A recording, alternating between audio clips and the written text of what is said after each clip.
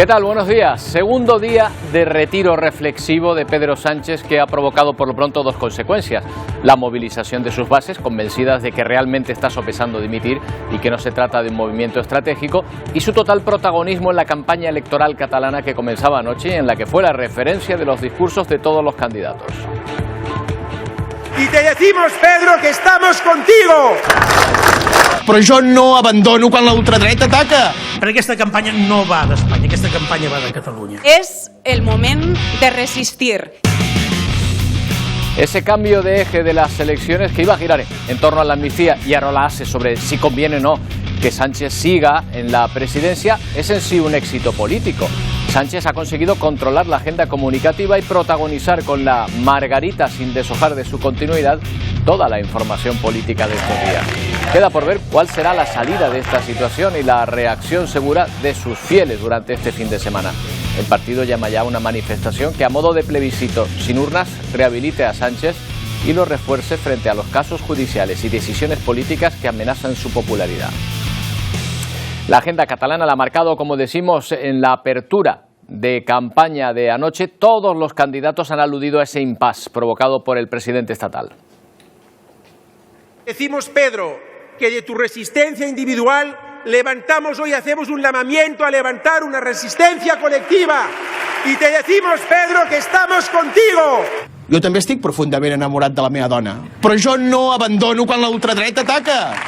I planto cara, sempre dempeus, sempre, sempre, sempre dempeus. Ha sigut la policia o han sigut les fake news dels diaris que ens han empastifat sempre les campanyes. Ja estem acostumats. No passa res. Resistirem també tots els intents d'espanyolitzar aquesta campanya, perquè aquesta campanya no va d'Espanya, aquesta campanya va de Catalunya. Puigdemont nos aseguraba que estaba planteando irse. Ayer Sánchez nos trasladó que también se estaba pensando irse. Yo les quería decir a los dos que no duden, que sean resolutivos. Los catalanes tienen ganas de poder ver a su tierra prosperar. Los catalanes tienen ganas de poder salir a las calles de manera segura, sin miedo a ser violados, a ser asaltados o ver sus casas ocupadas. Es el moment de resistir. És el moment d'aguantar, és moment de plantar cara a la dreta i a l'extrema dreta, a les seues mentides. Bueno, ya ven que la carta de Sánchez ha condicionado el inicio de la campaña electoral en Cataluña. Hoy es el segundo día que se ha marcado como reflexión de los cuatro a los que expresaba en su carta, y entre las novedades significativas de las últimas horas tenemos Javier Espinar, Madrid, el movimiento de ficha de la Fiscalía que pide el archivo de la causa abierta contra su mujer Begoña Gómez.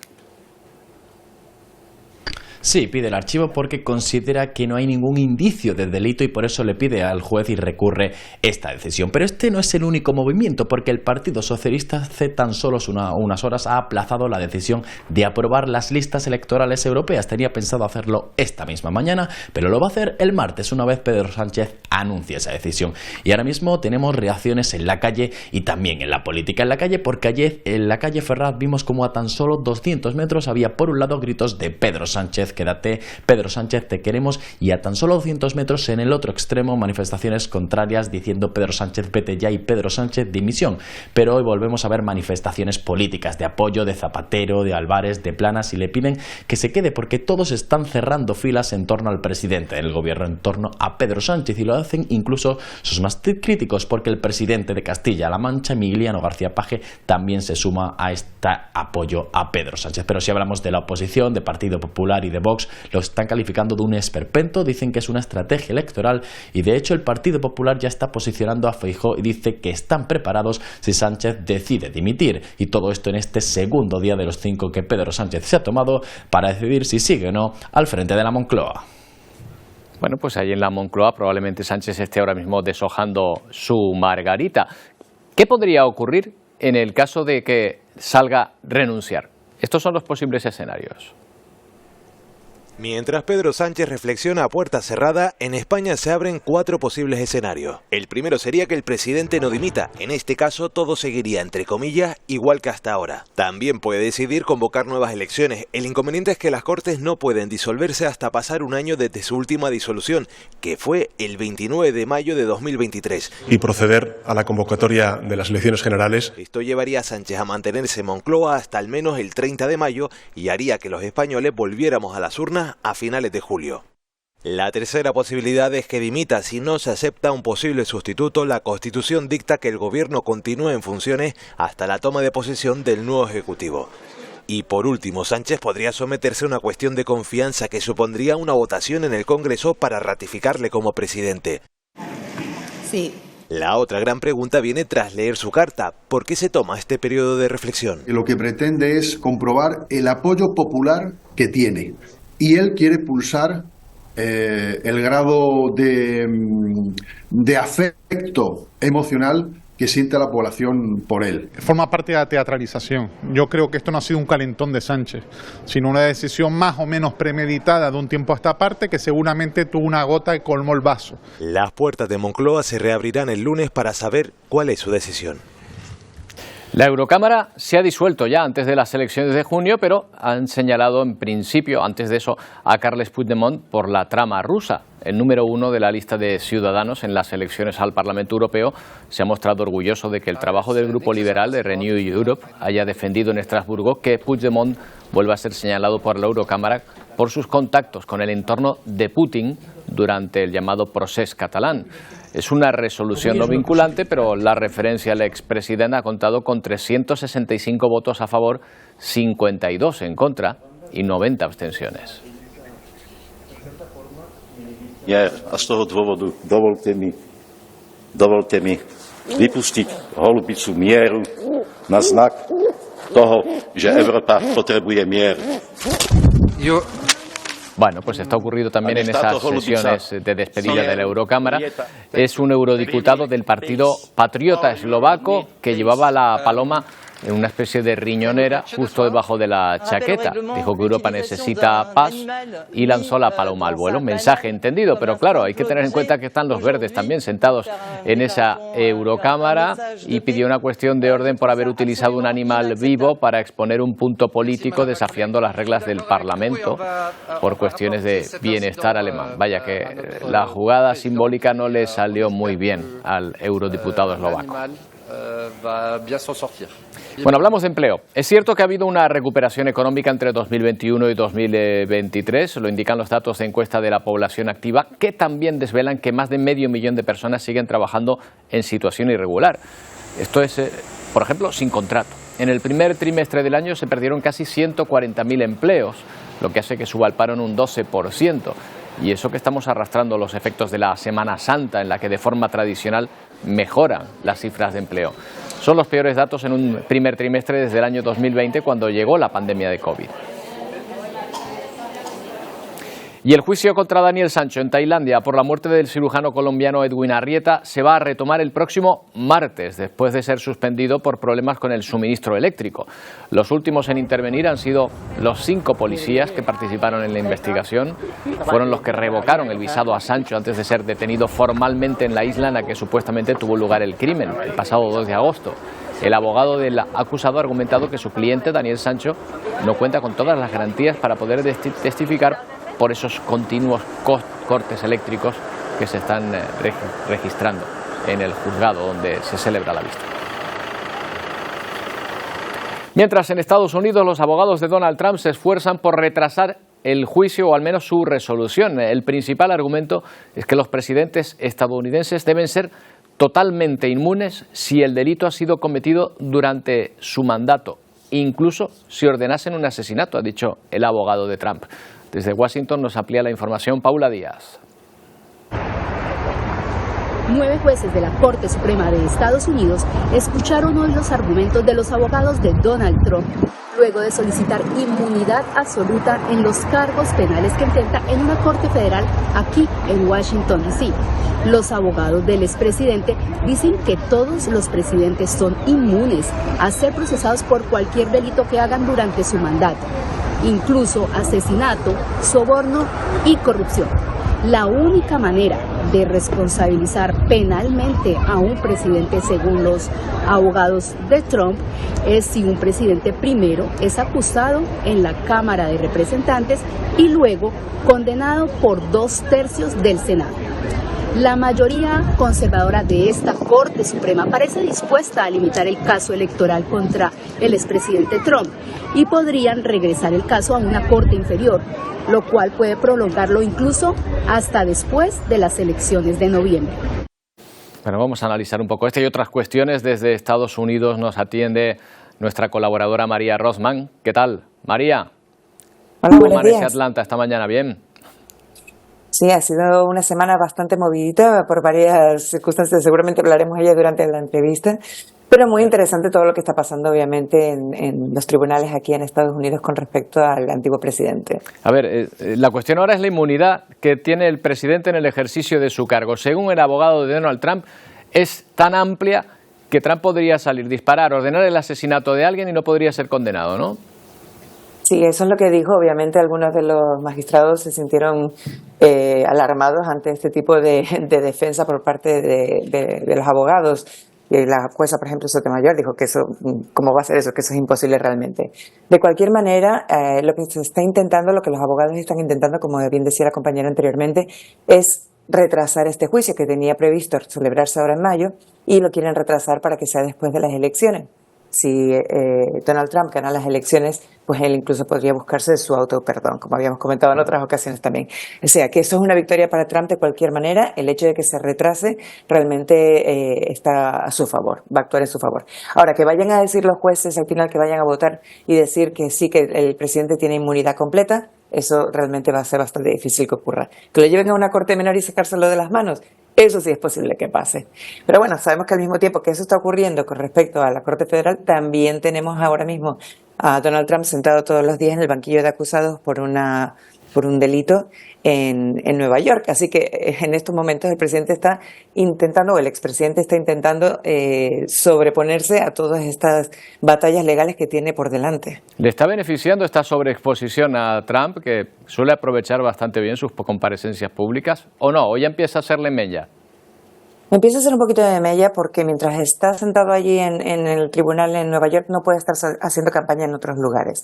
Por supuesto que es publicidad, pero el hecho de que no pueda hablar libremente tampoco, como suele hacerlo, porque hay una orden del juez que le prohíbe llevar a cabo pues, acusaciones, insultos, aunque acaba de hace 2 días, volvió a hacerlo otra vez y lo van a volver a multar por el hecho de que sigue acusando, insultando a la hija del juez que está llevando su caso en Nueva York. Pero sí que se nota el hecho de estar sentado allí todos los días, el que sus abogados insistan que hay que llamarlo señor presidente y el juez le siga llamando señor Trump, el hecho de que se ha quedado dormido un par de veces, todo ese tipo de cosas realmente también las está utilizando, obviamente, sus rivales para decir, bueno, está en lo que está, ¿no? Claro. Oye, otro frente que se le abre, ahora me dirás tú, probablemente más a los demócratas que a los republicanos, las protestas en contra de la intervención israelí pro-palestina que se está extendiendo por las universidades. Efectivamente, ahora estamos hablando de unos 500 detenidos más o menos si sumamos todas estas protestas en diferentes lugares del país. Aquí, por ejemplo, en Atlanta se llevó a cabo esta semana una de las peores, en el sentido de más violentas, en la Universidad Emory, fueron docenas de detenidos, intervino la policía. Obviamente las universidades siempre son los centros de pensamiento, donde se genera el debate, donde se genera este tipo de cosas, y ahí es donde vemos más pues ese activismo, ¿no? Al margen de que también hayan protestas en compañías que también están protestando que no solamente que se envíe fondos para Israel, sino también que se mantengan relaciones comerciales. Entonces sí que estamos viendo ese tipo de activismo. La cuestión es que acaba el curso escolar, el curso académico en las próximas semanas. Y entonces vamos a ver seguramente pues digamos que va a haber un periodo de silencio hasta que vuelvan a reiniciarse las clases después del verano, ¿no? Claro, esto está provocando también, María, digamos, problemas a nivel diplomático entre Netanyahu, el primer ministro israelí, Donald Trump, porque el israelí le está exigiendo a Trump que acabe con esas protestas. A Trump, a Biden. Perdón, a Biden, perdón. Sí, bueno, obviamente, por mucho que uno quiera, tenemos en Estados Unidos, como en todas partes, está el derecho a la protesta pacífica. Lo único, obviamente interviene la policía si se les va de las manos, pero de resto, e incluso quizás las universidades, por miedo a que haya situaciones un poco peores, quizás también está actuando de una forma un poco más agresiva de lo que solemos ver. Pero obviamente las peticiones de Netanyahu a lo que haga el público estadounidense, realmente al público estadounidense le importa bastante poco. Bueno, otra noticia también que ha provocado la indignación entre las denunciantes de Harvey Weinstein al conocer la anulación de su condena por violación y agresión. Weinstein, recuerden, el productor de Hollywood que había sido condenado por 2 delitos sexuales en 2020, de hecho está cumpliendo condena ahora mismo, aquel proceso judicial dio además lugar al movimiento Me Too, pero 4 años después se han demostrado errores de forma en aquel juicio que tendrá que repetirse. Más de 100 mujeres llegaron a denunciar agresiones por parte de este hombre. ¿Va a cambiar la situación procesal o ahora mismo de Weinstein? Porque creo que mantiene la condena, o sea, en la cárcel va a seguir por lo pronto, María, ¿no? En la cárcel va a seguir, pero no necesariamente por este juicio que tiene un error que tendrán que volver a ver si se repite o cómo van a hacer, lo que aquí sería un mistrial, pero recordemos que también está cumpliendo condena por otro delito diferente, por una violación en el estado de California, entonces son 6 años, 16 años lo que va a estar. Entonces realmente no es que vaya a salir libre de momento, no, porque tiene otros casos en su contra también, al margen de este. Lo único que uno se pregunta, ¿no? Teniendo en cuenta lo que está ocurriendo ahora mismo con el expresidente Trump, ¿esto va a afectar? Porque tienen algún tipo de similitud los casos.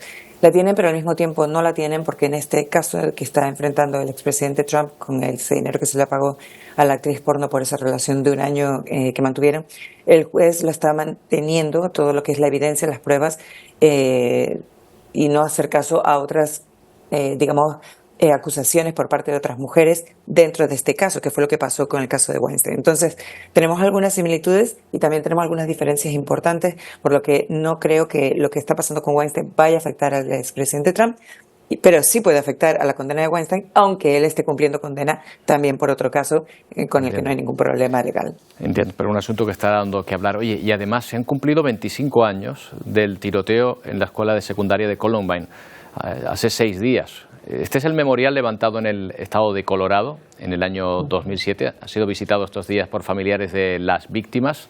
2 estudiantes, recordemos, y un profesor murieron a mano de 2 estudiantes ese 20 de abril del 99. Otros 24 resultaron heridos. Y justamente en estos días, María, pues se permite en otro estado, en el de Tennessee, que los profesores porten armas. Algunos dirán que para defenderse de situaciones como esta, otros dirán que el permiso de armas es precisamente lo que ha provocado situaciones como esta, ¿no? Vuelve el debate de nuevo a Estados Unidos, el debate eterno.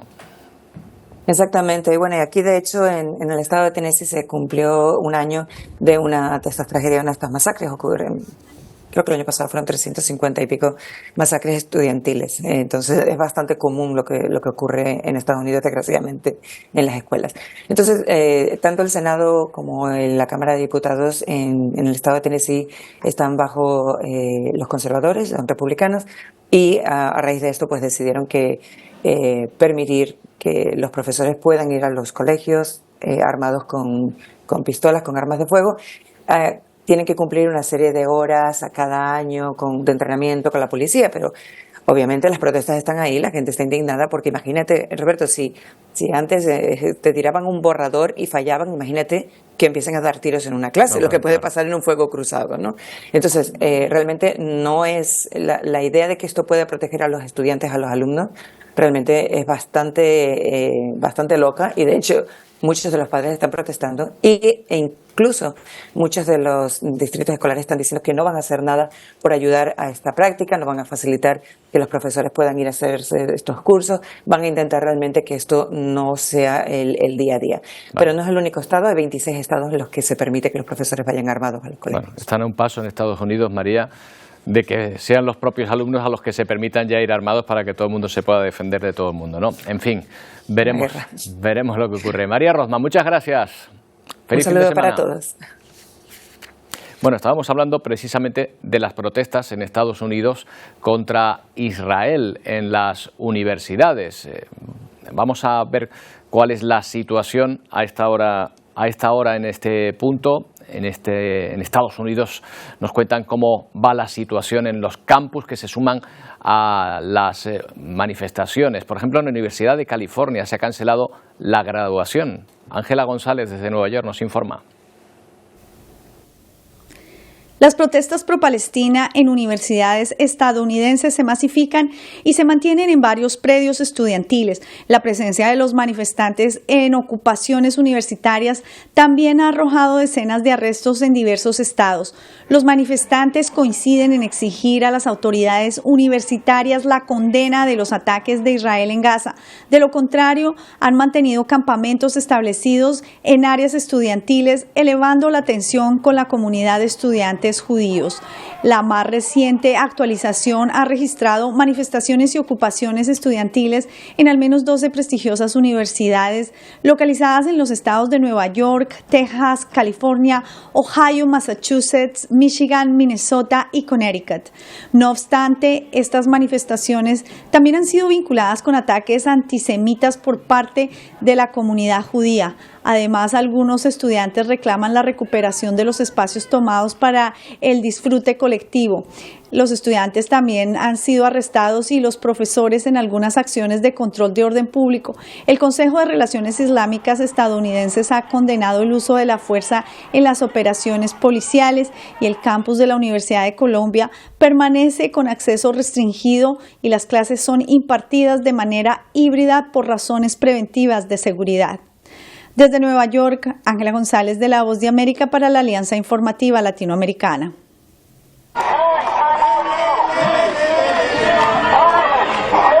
Estas protestas, por ejemplo, son en la Universidad de UCLA, en Los Ángeles, donde cientos de activistas pro-israelíes, o sea, en sentido contrario a las que veíamos anteriormente, convocaron una protesta junto al campamento de la Solidaridad Palestina.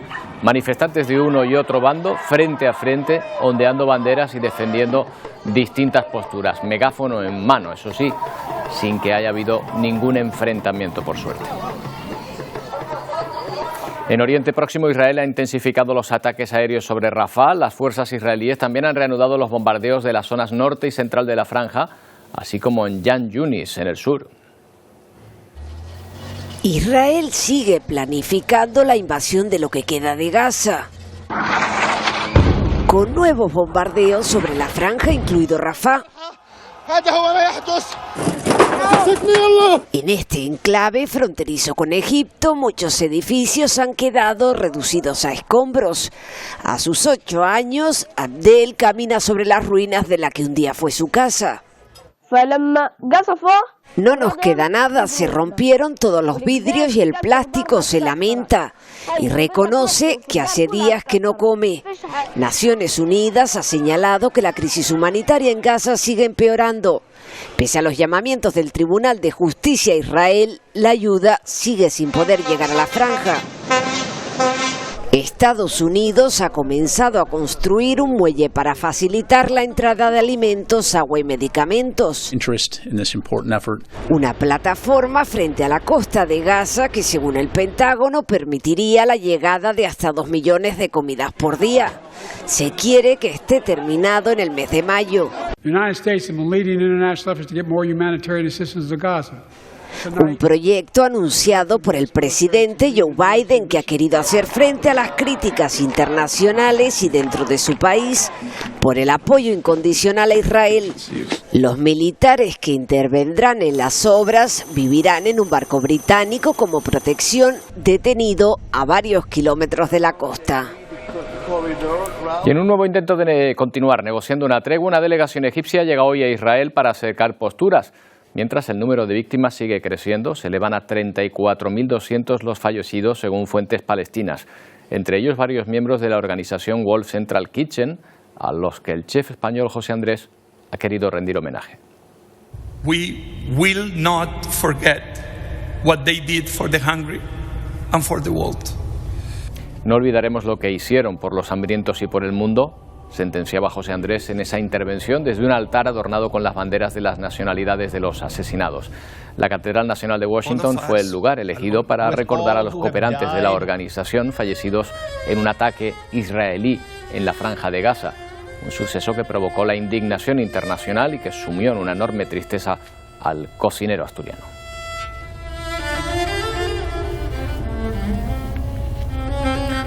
Cambiamos de escenario bélico. El apoyo de China a Rusia en la guerra contra Ucrania no gusta a Occidente. El secretario general de la OTAN, Jens Stoltenberg, de visita en Berlín, ha advertido a Pekín de que para mantener buenas relaciones con los aliados occidentales no puede estar alimentando el mayor conflicto armado de Europa desde la Segunda Guerra Mundial. Soldados de la OTAN, de un grupo multinacional en el que también participa España, han realizado simulacros militares en Eslovaquia. Y en Haití, un gobierno de transición asume el poder tras la dimisión del primer ministro Ariel Henry. Por delante tiene el reto de acabar con la violencia de las pandillas que desde hace meses se han hecho con el control del país. Desde Los Ángeles, Ariel Henry, hasta ese momento primer ministro de Haití, presentó su dimisión. Lo hizo mediante esta carta que mandó al Consejo de Ministros, una dimisión que viene motivada por la crisis política y la inseguridad que se vive desde hace meses en el país. Se formaba así este jueves el nuevo gobierno de transición liderado por Michel Patrick, anterior ministro de Finanzas. Este nuevo ejecutivo parte con el objetivo de recuperar la estabilidad en el país tras el caos generado por la violencia de las pandillas. El primer ministro afirma que la situación requiere un cambio de paradigma.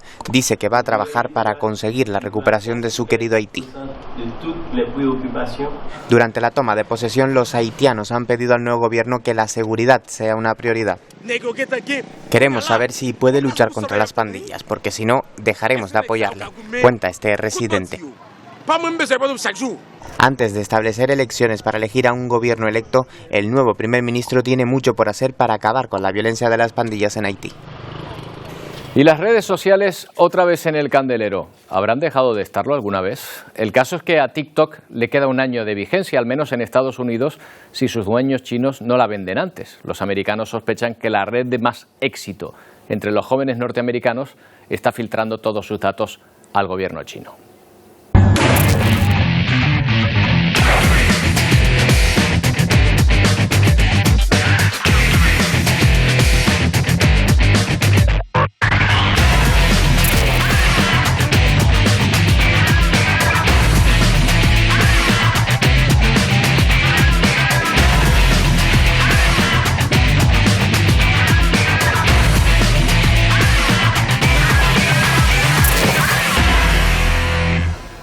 Al mismo tiempo, en Europa se pone veto a una nueva versión que prometía ser más adictiva para los jóvenes de lo que es ahora.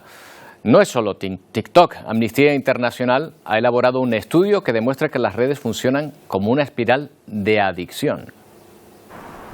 ByteDance es la empresa china propietaria de TikTok, al menos de momento, porque Estados Unidos acaba de aprobar la que ha denominado Ley de Protección de Estadounidenses frente a aplicaciones controladas por adversarios extranjeros. Así considera a esta red social obligada a dar a las autoridades chinas la información que les demanden, y por ello insta a la empresa asiática a venderla. Responde a las preocupaciones de seguridad nacional, explica Jake Sullivan, asesor de seguridad norteamericano, y le da un plazo de 9 meses hasta el 19 de enero, justo cuando expira el mandato de Joe Biden, ampliable 90 días más. De lo contrario, se prohibirá su uso en el país. Shou Chiu, director ejecutivo de esta red social, ha dicho que seguirán luchando por los derechos de los usuarios en los tribunales porque la Constitución está de su lado. ByteDance también se enfrenta a problemas por la extensión de la aplicación TikTok Lite, que ha puesto a prueba en España y Francia. Un mecanismo que anima a los usuarios a ver vídeos e interactuar con ellos para, a cambio, recibir puntos y recompensas. La Comisión Europea la está investigando porque considera que puede infringir los derechos de los menores y crear adicción a la plataforma. La empresa, de momento, ha suspendido este sistema. Pues ya decimos que desde Amnistía Internacional observan esta aplicación y otras más como una espiral de adicción cuyo objetivo es que los jóvenes sigan deslizando la pantalla. Beatriz Martos es responsable de campañas de tecnología y derechos humanos en Amnistía Internacional España. ¿Qué tal, Beatriz? Buenos días. Hola, buenos días. ¿Qué tal, Roberto? Oye, viendo esta definición, somos hámster en la rueda de TikTok y de otras redes, ¿no? Pues sí, lamentablemente TikTok, aunque no solo, también otras plataformas como Meta con Facebook, con Instagram, provocan adicción en los usuarios. El grave problema de TikTok es que la mayor parte de sus usuarios son niños y niñas, es decir, personas menores de 18 años. Claro, sí. Desde el punto de vista a lo mejor de alguien que no es tan joven, no sé si te habrás dado cuenta, pero observamos algunos contenidos que en algún momento no tienen mucha calidad, a veces nos parecen incluso cutres, pero ¿qué hace entonces tan adictiva esta aplicación para los más jóvenes? Bueno, este tipo de plataformas están hechas para provocar adicción porque su modelo de negocio está basado en la recopilación del mayor número de datos posibles, nuestros, es decir, de las personas usuarias, para luego ganar dinero vendiéndoselos a terceros. Con lo cual, cuantos más datos recopilan de nosotros y nosotras, más dinero ganan porque más datos venden. Con lo cual están hechos de tal manera que a nosotros en nuestro cerebro nos provoca adicción, y los informes que tenemos sobre TikTok es que al ser además la mayoría niños y niñas y adolescentes han provocado la amplificación de los problemas o la exacerbación de los problemas de salud mental, como la depresión, como la ansiedad, como las ideas suicidas e incluso las autolesiones. Claro, ¿y por qué? ¿Por qué es tan malo para, por ejemplo, cuestiones de enfermedades mentales una aplicación como esta? Pues lo que descubríamos en nuestra investigación es que usuarios y usuarias que ya habían mostrado interés en la plataforma por contenido relacionado con la salud mental tenían las probabilidades mucho más aumentadas de que les volviera a salir contenido relacionado con salud mental. Con lo cual, una persona que ya está, por ejemplo, en una situación de salud mental delicada, iba a ver constantemente videos y contenido con temas de salud mental, lo cual aumentaba su ansiedad, aumentaba incluso las autolesiones, las ideas suicidas, la ansiedad, porque esa persona no dejaba de ver ese tipo de contenido. Claro, te mete en un bucle que además, claro, como estás en una situación difícil, digamos que va reforzándote de alguna manera en tu situación, ¿no? Exactamente, nos mete a las personas usuarias menores de edad en lo que nosotros llamamos madrigueras, de las cuales es muy difícil salir, porque tú estás viendo constantemente vídeos de este tipo. Claro, oye Beatriz, y ya no me quiero imaginar si se llega a dar permiso a la plataforma para recompensar por visualizaciones y likes. Eso casi sería ya como las máquinas tragaperras, ¿no? Claro, esto es lo que, este sistema de recompensas era en el que se basaba esta nueva versión de TikTok, que es el TikTok Lite, que iba a desplegarse en Francia y en España, y que finalmente, antes de ayer, el miércoles, TikTok ya avisó que iba a suspender por la investigación y el procedimiento que ha abierto la Comisión Europea contra esta plataforma. Porque efectivamente este sistema de recompensas que premia pues el darle me gusta a contenido, premia seguir a determinados influencers, premia subir contenido a redes sociales, y luego estos puntos que tú conseguías podías canjearlo en comercios electrónicos, sin duda iba a provocar mucha adicción en los usuarios, que además, no olvidemos, son menores de edad y por lo tanto son niños y niñas que son sujetos de especial protección en el derecho internacional de los derechos humanos. Claro, es tremendo. Bueno, y además estamos hablando de la capacidad adictiva de estas aplicaciones, pero no sé si estaremos minimizando los daños que puede generar realmente una pantalla. Es decir, que a lo mejor para nosotros adicciones son otra cosa y esto de las pantallas pues es otro problema. ¿Cree que al final no nos damos cuenta de que es lo mismo? Lo que está claro es que hay un modelo de negocio muy grande, muy potente y muy fuerte a nivel mundial, no solo con TikTok, sino también con las grandes empresas tecnológicas que son YouTube, que es Google, que es Meta, que tienen incluso ya, se llega a decir, más poder que los propios gobiernos, porque tienen millones de datos nuestros que no solo recopilan, sino que también venden a terceros, no solo para saber, por ejemplo, si tenemos más probabilidades de comprar un determinado producto u otro, sino también para saber nuestra orientación política, por ejemplo. Entonces, esto realmente es muy peligroso, hay que regularlo con urgencia y no solo en la Unión Europea, que esta es otra de las cuestiones que reclamamos en nuestro informe, que si bien en la Unión Europea tenemos la suerte de contar con una legislación más robusta, como es la Ley de Servicios Digitales de la Unión Europea, que es bajo esta ley por la que se ha basado la Comisión Europea para lanzar este tipo de investigaciones y procedimientos, en el resto del mundo no se cuenta con estas legislaciones tan fuertes, con lo cual niños, niñas, adolescentes y jóvenes usuarios y usuarias de estas plataformas en otras partes del mundo no cuentan con este sistema de protección internacional de derechos humanos. Pues nada, Beatriz, muchas gracias por habernos explicado el tema. Buenos días. Muchas gracias a ustedes. Y otro asunto, Venecia es ya la primera ciudad del mundo en cobrar simplemente por visitarla. La tasa es de 5 euros y debe ser abonada por los turistas al llegar. Enseguida vemos cómo tratan de enfrentarse al turismo de masas en esa ciudad y en otro territorio insular como es el nuestro, en Canarias. Se trata de Aruba, en el Caribe. Ahora se lo contamos.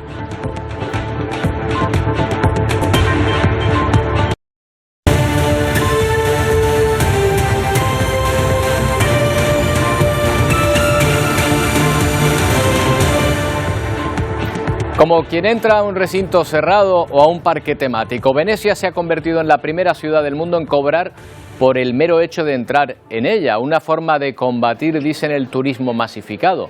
5 euros deberá pagar cada visitante que quiera entrar en la ciudad italiana. En las calles habrá inspectores revisando que solo accedan quienes hayan pagado la tasa turística. No hacerlo conllevará una multa. La medida no ha sentado bien a todos. Cientos de residentes alegan que no quieren vivir en un parque temático. Y en Aruba, una isla en el Caribe, el crecimiento del turismo es también un problema. Para tratar de frenarlo, el Ministerio de Turismo ha presentado un nuevo plan para controlar la construcción hotelera. El ministro de Turismo, Tanguy Ouduber, el día de ayer anunció que se introdujo un nuevo manejo para lo que trata los permisos y esta entrega para que aquellas personas o aquellas compañías que quieran construir hoteles en el marco de un turismo sostenible.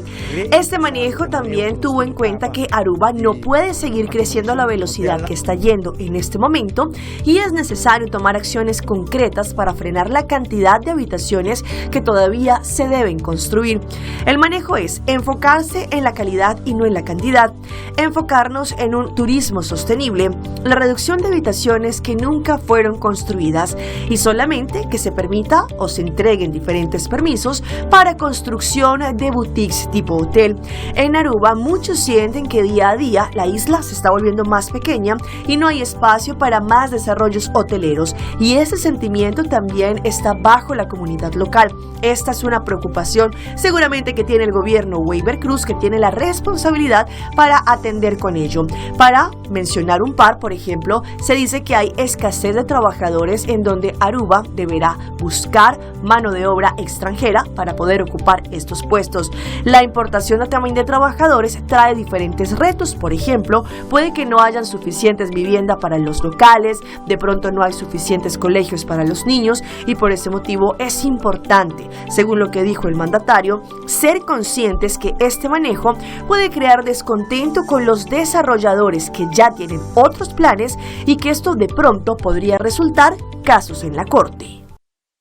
Bueno, pues ya ven que a pesar de la lejanía hay cuestiones comunes entre distintos archipiélagos que tienen, ya ven, en este caso, el turismo como principal actividad. Otro de los problemas que más preocupan a los ciudadanos es el del acceso a una vivienda en compra o en alquiler. Y nos preguntamos cómo va a evolucionar este escenario. Hablamos con Beatriz Toribio, secretaria general de la Asociación de Promotores y Constructores de España. ¿Qué tal, Beatriz? Buenos días. Hola, muy buenos días, Roberto. Gracias por atendernos, Beatriz. Hoy un informe del Banco de España decía que es necesario construir 600.000 viviendas para igualar la oferta con la demanda. ¿Cree que de verdad hacen falta tantas, habiendo, como reconoce el mismo informe, 4 millones de viviendas vacías? Totalmente. Este informe del Banco de España viene a recoger muchos de los elementos preocupantes que estamos alertando desde diferentes voces del sector inmobiliario, porque el problema principal de esa dificultad de acceso a la vivienda en nuestro país, tanto en compra como en alquiler, es la falta de oferta. Recientemente se han ofrecido datos de la baja construcción de vivienda en nuestro país. Construimos apenas un 10% de lo que se construía en el año 2008. No hay que volver a esos niveles, pero estamos produciendo menos de la mitad de la vivienda que necesitamos. Se crean en una media de 250.000 hogares al año y se producen menos de 100.000 viviendas cada año. Ese déficit se va acumulando año tras año y explica esas cantidades tan abultadas. Y respecto a la vivienda vacía, hay que tener en cuenta que los datos que contamos son con los del INE, esas 400.000 viviendas, pero hay que tener en cuenta que el 45% de esas viviendas, como señala el INE en su estudio, están en municipios de menos de 20.000 habitantes, que no es donde precisamente se necesita esa vivienda, ya que la demanda está sobre todo en las grandes ciudades. 400.000 viviendas, creo que nos fuimos en un cero. Oye, Beatriz, ¿qué es lo que limita la construcción de viviendas entonces? ¿Es un problema burocrático? Pues son diferentes factores. El principal es el gran problema que tenemos para desarrollar y gestionar suelo en nuestro país. Nos encontramos que actualmente hay más de casi un centenar de municipios que tienen o bien paralizados sus planes generales o anulados. Esto afecta a cerca de 4 millones de personas. Si queremos construir vivienda, necesitamos que se produzca suelo de forma más rápida y de forma más eficaz. Y también es cierto, como dices, que hay todo un tema, lo que es todo el proceso burocrático. La concesión de una licencia, según datos del Banco de España, puede llegar a 18 meses y esto no tiene sentido. Aunque aquí es verdad que estamos esperanzados porque el Gobierno ha dado un paso muy importante a raíz de una reunión que mantuvimos hace unas semanas en la Moncloa, el presidente de la Asociación de Promotores y Constructores de España, y ahí se anunció que se van a tratar de eliminar una serie de cuellos de botella que hay para la licencia básica, que es una licencia que te permite desarrollar el 70% de un edificio y que se concede en apenas 3 meses. Si conseguimos desarrollar más suelo, conceder licencias de forma más rápida y a la vez impulsar la industrialización del sector para producir viviendas de forma más rápida y que sean viviendas de más calidad y más asequibles, estamos convencidos de que esto ayudaría a hacer frente a ese gran déficit de vivienda que tenemos en nuestro país. Claro, pero de nada serviría o de poco si al final las compras se realizan por parte de inversores extranjeros o de inversores que pretenden convertir esa vivienda en vivienda vacacional. ¿Ustedes estarían por la labor de que se limitase de alguna manera actividades como esa? Nosotros consideramos que los límites no vienen a resolver el problema, lo estamos viendo con el límite al control del precio del alquiler. Sé que son cosas diferentes, pero también hay que tener en cuenta que la compra de vivienda por parte de extranjeros pues también tiene una serie de beneficios para nuestra economía y para nuestra sociedad. Nosotros hemos publicado recientemente un estudio de lo que representa la compra de vivienda de extranjeros, de vivienda nueva, ¿no? Y esto genera pues más de 100.000 empleos al año y más de 6.000 millones en el Producto Interior Bruto. Es 3 veces más que, por ejemplo, la industria textil, que sabéis que también es muy importante. Sin duda se necesita un equilibrio, que sea un equilibrio sostenible, que no perdamos la característica de muchas de nuestras ciudades y municipios, pero no vemos que el limitarlo por ley o por regulación vaya a ser la solución, porque la demanda está ahí y se seguirá produciendo. Beatriz Toribio, muchas gracias por habernos atendido. Buenos días. Buenos días, un saludo. Un saludo. Enseguida llegan nuestros compañeros de Ponte al Día con la alegría habitual de estar a las puertas del fin de semana. Wendy, Pedro, ¿cómo lo vamos a celebrar? Y tanto que sí, muy buenos días. Al final Roberto nos saca la sonrisita siempre porque nos recuerda eso, que ya estamos en el último programa de esta semana.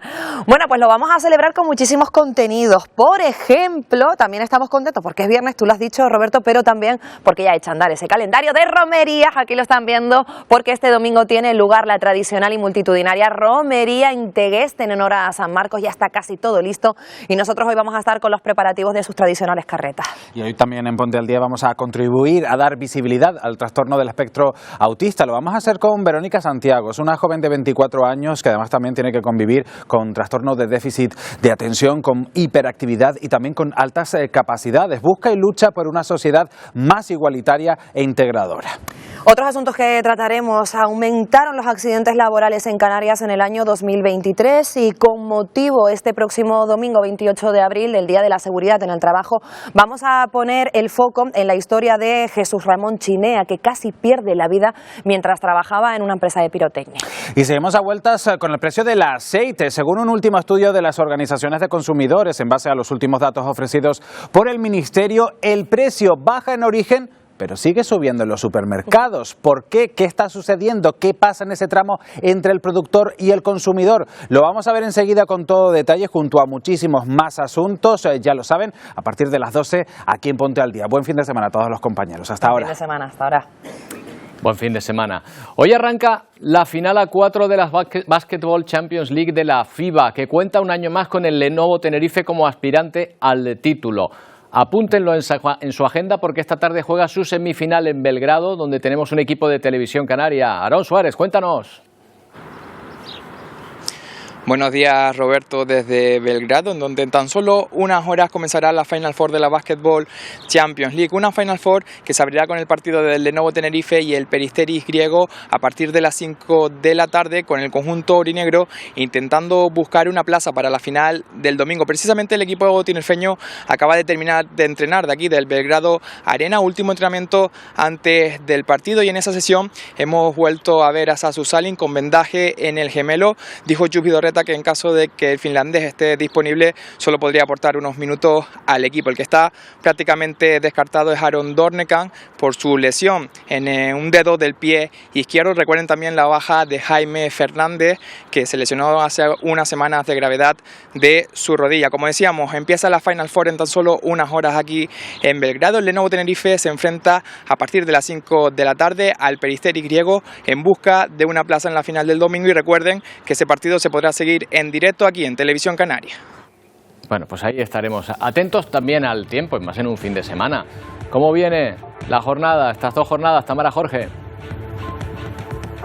Este fin de semana el frente de la borrasca que se aproxima al noroeste peninsular nos dejará algo de nubosidad. El sábado habrá un aumento de esta y que provocará en el norte de las islas algo de lluvia débil por la tarde. En el sudeste podrán caer en forma de chubascos. Las temperaturas seguirán descendiendo, sobre todo las máximas, pero los valores serán muy parecidos al del día de hoy. El viento soplará del noroeste moderado con intervalos flojos y tendremos rachas más fuertes en los extremos nordeste y noroeste de las islas de mayor relieve. En las costas del norte tendremos marejada con olas que serán inferiores al 1,5 metros de cara al domingo.